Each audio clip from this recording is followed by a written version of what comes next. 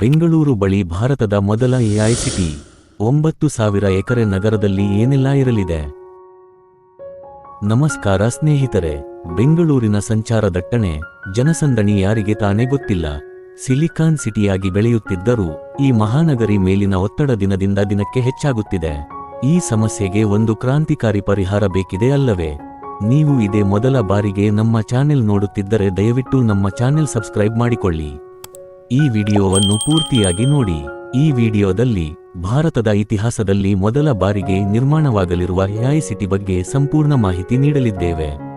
ಇದು ಕೇವಲ ಒಂದು ನಗರವಲ್ಲ, ಬದಲಿಗೆ ನಮ್ಮ ಭವಿಷ್ಯದ ಜೀವನ ಶೈಲಿ, ಕೆಲಸ ಮತ್ತು ಮನರಂಜನೆಯನ್ನು ಮರು ವ್ಯಾಖ್ಯಾನಿಸುವ ಒಂದು ಮಹತ್ವಾಕಾಂಕ್ಷೆಯ ಯೋಜನೆಯಾಗಿದೆ. ಈ ಎಐ ಸಿಟಿಯ ಉದ್ದೇಶ, ಅದು ಎಲ್ಲಿ ನಿರ್ಮಾಣವಾಗಲಿದೆ, ಅಲ್ಲಿ ಏನೆಲ್ಲ ಇರಲಿದೆ, ಮತ್ತು ಈ ಮಹತ್ವಾಕಾಂಕ್ಷೆಯ ಯೋಜನೆ ಹೇಗೆ ಕರ್ನಾಟಕದ ಅಭಿವೃದ್ಧಿಗೆ ಮತ್ತು ಸಾಮಾನ್ಯ ಜನರಿಗೆ ಲಾಭದಾಯಕವಾಗಲಿದೆ ಎಂಬುದನ್ನು ನಿಮಗೆ ತಿಳಿಸುವುದು.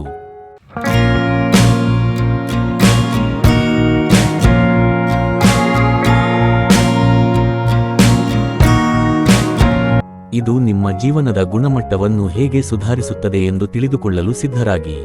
ಒಂದು ಕ್ಷಣ ಕಲ್ಪಿಸಿಕೊಳ್ಳಿ, ಟ್ರಾಫಿಕ್ ಇಲ್ಲ, ಮಾಲಿನ್ಯ ಇಲ್ಲ, ಎಲ್ಲಾ ಸೌಲಭ್ಯಗಳು ಕೈಗೆಟುಕುವಂತೆ. ಇದು ಹೇಗೆ ಸಾಧ್ಯ? ಬನ್ನಿ, ಸಂಪೂರ್ಣ ವಿವರಗಳನ್ನು ತಿಳಿಯೋಣ. ಹೌದು, ನೀವು ಕೇಳಿದ್ದು ನಿಜ. ಬೆಂಗಳೂರಿನಿಂದ ಸ್ವಲ್ಪ ದೂರದಲ್ಲಿ ಭಾರತದ ಮೊದಲ ಕೃತಕ ಬುದ್ಧಿಮತ್ತೆ ಎಐ ಚಾಲಿತ ನಗರ ನಿರ್ಮಾಣವಾಗಲಿದೆ. ಕರ್ನಾಟಕದ ಉಪಮುಖ್ಯಮಂತ್ರಿ ಡಿಕೆ ಶಿವಕುಮಾರ್ ಅವರ ಕನಸಿನ ಯೋಜನೆಯಾದ greater Bengaluru innovation and tech city ಅಥವಾ GBIT ದಕ್ಷಿಣ ಬೆಂಗಳೂರಿನ ಬಿಡದಿ ಬಳಿ ಸುಮಾರು 9,000 ಎಕರೆ ವಿಸ್ತೀರ್ಣದಲ್ಲಿ ತಲೆ ಎತ್ತಲಿದೆ. ಇದು ಸಿಲಿಕಾನ್ ಸಿಟಿಯ ಒತ್ತಡವನ್ನು ಕಡಿಮೆ ಮಾಡುವ ಗುರಿ ಹೊಂದಿದೆ. ಬೆಂಗಳೂರು ಇಂದು ಜಾಗತಿಕವಾಗಿ IT-BT ಸ್ಟಾರ್ಟ್ಅಪ್ಸ್ ಮತ್ತು ನಾವೀನ್ಯತೆಯಲ್ಲಿ ನಂಬರ್ 1 ಸ್ಥಾನದಲ್ಲಿದೆ. ಈ ಬೆಳವಣಿಗೆಯನ್ನು ಮುಂದುವರಿಸಲು ದೊಡ್ಡ ಜಾಗದ ಅಗತ್ಯವಿದೆ ಎಂದು ಡಿಕೆ ಶಿವಕುಮಾರ್ ಅವರು ಹೇಳಿದ್ದಾರೆ. ಅವರ ದೃಷ್ಟಿಕೋನವು ಇನ್ನೊಂದು ಉತ್ತಮ ಮತ್ತು ಶ್ರೇಷ್ಠವಾದ ಬೆಂಗಳೂರನ್ನು ನಿರ್ಮಿಸುವುದಾಗಿದೆ. ಈ ಯೋಜನೆ ಮುಂದಿನ 3 ವರ್ಷಗಳಲ್ಲಿ ಪೂರ್ಣಗೊಳ್ಳುವ ನಿರೀಕ್ಷೆಯಿದೆ. ಹಾಗಾದರೆ GBIT ಸಿಟಿಯಲ್ಲಿ ಏನೆಲ್ಲ ಇರಲಿದೆ? ಈ ನಗರವನ್ನು 3 ಮುಖ್ಯ ವಿಭಾಗಗಳಲ್ಲಿ ವಿನ್ಯಾಸಗೊಳಿಸಲಾಗಿದೆ: ಕೆಲಸ, ಜೀವನ ಮತ್ತು ಮನರಂಜನೆ. ಇದು ಉದ್ಯಮ ಮತ್ತು ತಂತ್ರಜ್ಞಾನದ ಕೇಂದ್ರವಾಗಲಿದೆ. ಸುಮಾರು 2,000 ಎಕರೆ ಪ್ರದೇಶವನ್ನು ಎಐ ಮತ್ತು ಅದಕ್ಕೆ ಸಂಬಂಧಿಸಿದ ಕೈಗಾರಿಕೆಗಳಿಗೆ ಮೀಸಲಿಡಲಾಗಿದೆ. ಇಲ್ಲಿ ವಿಶ್ವದರ್ಜೆಯ ಕಚೇರಿಗಳು, ಪ್ಲಗ್ ಅಂಡ್ ಪ್ಲೇ ಸೆಟಪ್ಗಳು, ಅತ್ಯಾಧುನಿಕ ವೇರ್ಹೌಸ್ಗಳು ಮತ್ತು ಸ್ಟಾರ್ಟ್ಅಪ್ ಇನ್ಕ್ಯುಬೇಟರ್ಗಳು ಇರಲಿವೆ. ಪ್ರಕೃತಿಯೊಂದಿಗೆ ಆಧುನಿಕ ಜೀವನದ ಸಮ್ಮಿಲನವೇ ಇಲ್ಲಿನ ವಿಶೇಷ.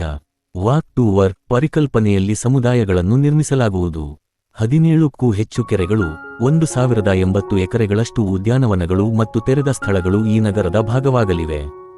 ಎಐ ಚಾಲಿತ ಸ್ಮಾರ್ಟ್ ಮನೆಗಳು, ವಿಶ್ವದರ್ಜೆಯ ಶಿಕ್ಷಣ ಮತ್ತು ವೈದ್ಯಕೀಯ ಕೇಂದ್ರಗಳು, ಹಾಗೂ ಅತ್ಯಾಧುನಿಕ ಎಐ ಸಂಚಾರ ನಿರ್ವಹಣಾ ವ್ಯವಸ್ಥೆ ಇಲ್ಲಿನ ಆಕರ್ಷಣೆಗಳು. ಮನರಂಜನೆ ಮತ್ತು ಉಲ್ಲಾಸಕ್ಕೆ ಇಲ್ಲಿ ಕೊರತೆಯಿಲ್ಲ. ವಿಶ್ವದರ್ಜೆಯ ಮನರಂಜನಾ ವಲಯಗಳು, ಕ್ರೀಡಾಂಗಣಗಳು ಮತ್ತು ಹಸಿರು ಕನ್ಸರ್ಟ್ ವಲಯಗಳು ಇಲ್ಲಿನ ನಿವಾಸಿಗಳಿಗೆ ಹೊಸ ಅನುಭವ ನೀಡಲಿವೆ.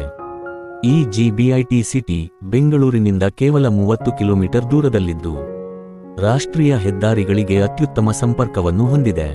ಬಿಡದಿ ರೈಲು ನಿಲ್ದಾಣದಿಂದ 6 ಕಿಲೋಮೀಟರ್ ಮತ್ತು ಚಲ್ಲಘಟ್ಟ ಮೆಟ್ರೋ ನಿಲ್ದಾಣದಿಂದ 16 ಕಿಲೋಮೀಟರ್ ದೂರದಲ್ಲಿದೆ. ಭವಿಷ್ಯದಲ್ಲಿ ಬಿಡದಿಗೂ ಮೆಟ್ರೋ ವಿಸ್ತರಣೆಯಾಗುವ ಸಾಧ್ಯತೆಯಿದೆ.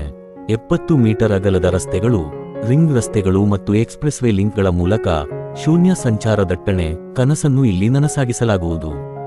ಈ ಯೋಜನೆಯ ಮುಖ್ಯ ಧ್ಯೇಯಗಳು ಝೀರೋ ಟ್ರಾಫಿಕ್ ಮತ್ತು ಝೀರೋ ವೇಸ್ಟ್. ಇದು ಲಕ್ಷಾಂತರ ಉದ್ಯೋಗಗಳನ್ನು ಸೃಷ್ಟಿಸಲಿದ್ದು, ಕರ್ನಾಟಕದ ಯುವಕರಿಗೆ ಮೊದಲ ಆದ್ಯತೆ ನೀಡಲಾಗುವುದು. ಈ ಯೋಜನೆಗೆ 20,000 ಕೋಟಿ ರೂಪಾಯಿಗೂ ಅಧಿಕ ಹಣಕಾಸಿನ ನೆರವು ಲಭ್ಯವಿದೆ.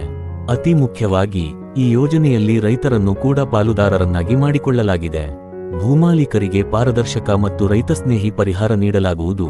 ಇದರಲ್ಲಿ ಅಭಿವೃದ್ಧಿಪಡಿಸಿದ ನಿವೇಶನ ಅಥವಾ ಪ್ರತಿ ಎಕರೆಗೆ ವಾರ್ಷಿಕವಾಗಿ 30,000 ರಿಂದ 50,000 ರೂಪಾಯಿಗಳನ್ನು ನೀಡಲಾಗುವುದು. ಭೂರಹಿತ ಕುಟುಂಬಗಳಿಗೆ ವಾರ್ಷಿಕ 25,000 ನೀಡಲಾಗುವುದು. ಜೊತೆಗೆ ಬೈರಮಂಗಲ ಕೆರೆ ಮತ್ತು ವೃಷಭಾವತಿ ನದಿಯನ್ನು ಪುನಶ್ಚೇತನಗೊಳಿಸಿ ಪರಿಸರ ಸಂರಕ್ಷಣೆಗೂ ಒತ್ತು ನೀಡಲಾಗುವುದು. ಒಟ್ಟಾರೆ ಭಾರತದ ಮೊದಲ ಎಐ ಸಿಟಿ ಕೇವಲ ಒಂದು ನಗರವಲ್ಲ, ಇದು ಕರ್ನಾಟಕದ ಭವಿಷ್ಯದ ಹೆಜ್ಜೆಗುರುತು. ಈ ಮಹತ್ವಾಕಾಂಕ್ಷೆಯ ಯೋಜನೆ ಬೆಂಗಳೂರಿನ ಒತ್ತಡವನ್ನು ಕಡಿಮೆ ಮಾಡಿ, ಲಕ್ಷಾಂತರ ಉದ್ಯೋಗಗಳನ್ನು ಸೃಷ್ಟಿಸಿ, ಆಧುನಿಕ ತಂತ್ರಜ್ಞಾನ ಮತ್ತು ಪರಿಸರ ಸಮತೋಲನದೊಂದಿಗೆ ನಮ್ಮ ಜೀವನದ ಗುಣಮಟ್ಟವನ್ನು ಹೆಚ್ಚಿಸಲಿದೆ. ಇದು ಕೇವಲ ಟೆಕ್ ಹಬ್ ಆಗಿರುವುದಿಲ್ಲ, ಬದಲಿಗೆ ಸಮಗ್ರ ಮತ್ತು ಸಮರ್ಥನೀಯ ಅಭಿವೃದ್ಧಿಯ ಮಾದರಿಯಾಗಲಿದೆ. ಈ ಎಐ ಸಿಟಿ ನಿರ್ಮಾಣದ ಬಗ್ಗೆ ನಿಮ್ಮ ಅನಿಸಿಕೆಗಳೇನು? ಇದು ನಿಜವಾಗಿಯೂ ಬೆಂಗಳೂರಿಗೆ ಗೇಮ್ ಚೇಂಜರ್ ಆಗಬಹುದೇ? ನಿಮ್ಮ ಅಭಿಪ್ರಾಯಗಳನ್ನು ಕಮೆಂಟ್ ಬಾಕ್ಸ್ನಲ್ಲಿ ಹಂಚಿಕೊಳ್ಳಿ. ಈ ವಿಡಿಯೋ ನಿಮಗೆ ಇಷ್ಟವಾಗಿದ್ದರೆ ದಯವಿಟ್ಟು ಲೈಕ್ ಮಾಡಿ, ಶೇರ್ ಮಾಡಿ ಮತ್ತು ನಮ್ಮ ಚಾನೆಲ್ಗೆ ಸಬ್ಸ್ಕ್ರೈಬ್ ಮಾಡಲು ಮರೆಯಬೇಡಿ. ಮುಂದಿನ ವಿಡಿಯೋದಲ್ಲಿ ಮತ್ತೆ ಸಿಗೋಣ. ಧನ್ಯವಾದಗಳು.